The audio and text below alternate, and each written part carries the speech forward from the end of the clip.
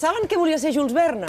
Doncs volia ser mariner. Carai. Però al seu pare no li agradava gens la idea, li va impedir i només li va permetre viatjar en somnis. I així comença, i així es va posar en pràctica la seva imaginació. Verne el coneixem per obres conegudes, com La volta al món en 80 dies, i avui, però, volem parlar amb la Laura del viatge al centre de la Terra.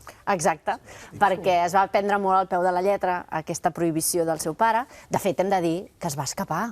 Verne tenia 11 anys i es va escapar de casa seva perquè va voler pujar a un vaixell rumb a Amèrica. Volia que l'agafessin i que fos de grumet. Era aquests somnis que ell va intentar materialitzar però que el van enxampar just a temps que salpés al vaixell. I aleshores va ser el seu pare el va renyar molt i li va prohibir que fos mariners i va dir això, que només, si havia de viatjar, que només viatgés en somnis.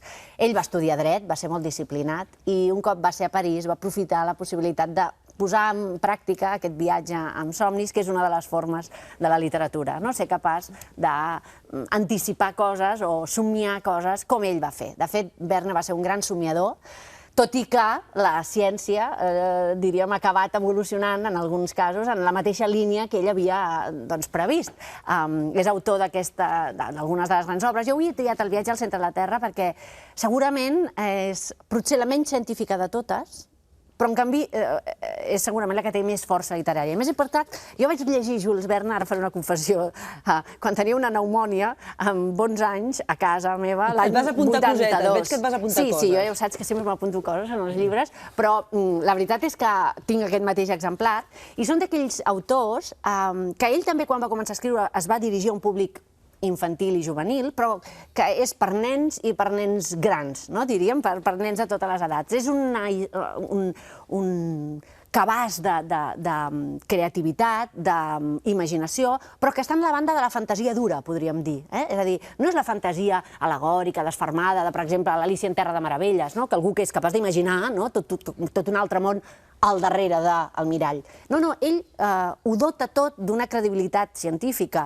És com si fes literatura amb mètode científic, i per tant és capaç d'imaginar com es pot viatjar a la Lluna molt abans que es viatgés efectivament a la Lluna. Gagarin, per exemple, un dels primers astronautes que va ser posat en òrbita, diu que va ser astronauta perquè havia llegit Jules Verne i li havia fet d'alguna manera desitjar emprendre aquest viatge. I a la Unió Soviètica, que Jules Verne va tenir un èxit extraordinari, de fet van batejar un de les muntanyes de la cara oculta de la Lluna com Mont Jules Verne, en homenatge a tot allò que havia fet possible que com a mínim hi hagués el somni de poder-ho fer.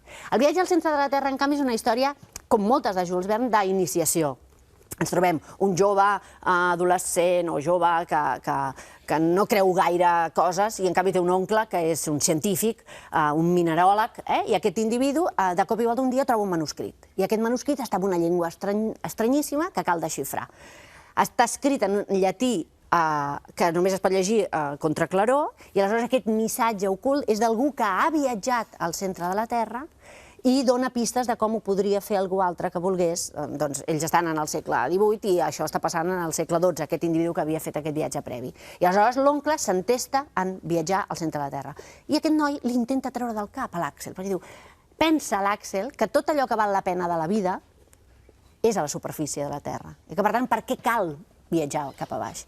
I el seu oncle... És molt platònica, aquesta idea, també, no? Una mica. Baixar les cavernes. Exacte. És una mica baixar aquests abismes, a vegades interiors, sotmetre't a situacions de mancança, situacions que t'afronten amb el desconegut, la por, que és un viatge interior, també, als abismes, que físicament és aquest descens, que també és una mena de retrocés, en realitat, perquè baixen cap a baix i acaben trobant, molt avall, una mena de món que és com el que tenim a fora, però que està subterrani, on hi ha grans monstres marins de l'època passada, com si aquest baixar cap avall, sigui una mica el viatge dantesc també, aquesta espiral, però que sigui baixar o viatjar cap endarrere. En realitat és una lliçó d'abisme, la que ens dona Jules Verne en aquesta obra, fent-nos veure com, a través de la imaginació, que a vegades és d'allò més inversemblant. Jo recordo que a mi em va preocupar molt que la nòvia d'aquest noi, que és la fillola del professor, era una jove, deia Verne, birlandesa. I jo pensava, i d'on són aquests habitants de Birlàndia?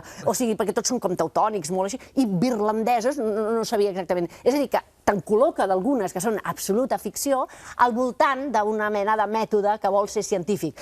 Per exemple, aquests individus baixen al centre de la Terra, són tres, el professor, l'Axel, i un home que contracten, un Hans, un irlandès, perquè han de baixar per dins d'un volcà, i ho fan, en lloc de portar aigua, porten ginebra. Que dius, home, francament, no? Déu-n'hi-do, això de baixar cap a baix, i en lloc de portar aigua perquè esperaven trobar-ne, doncs porten ginebra. Però, a més, com a provisions, porten 60 quilos de pa de pessic sec, que dius, home, també com a provisió és una mica estranya, però porta diners. Jo no sé si esperava trobar un Corte Inglés o alguna cosa allà sota. És a dir, té les coses més inversemblants que quan tu ho llegeixes, no? I és encendre una metxa que et va portant cap al final, i al final, la poca iniciativa que acaba tenint l'Axel encén uns petards perquè han d'anar destruint galeries, intentant acostar-se a aquest centre de la Terra que cada cop és més calent, on cada cop hi ha més foc, també és una mica com l'angoixa i el neguit que van tenint cada cop més ell, i clar, encendre petards a dins d'un volcà, francament, és una operació que pot ser perillosa. Esclaten, exploten i surten a un altre volcà, a Stromboli, és a dir, a més de 1.000 quilòmetres del volcà irlandès on han sortit. Tot això només ha servit, segurament, per demostrar una frase de Paul Valéry que diu «La pell és el més profund», però perquè l'Axel ho entengués, calia fer aquest viatge cap als abismes al centre de la Terra. Gràcies.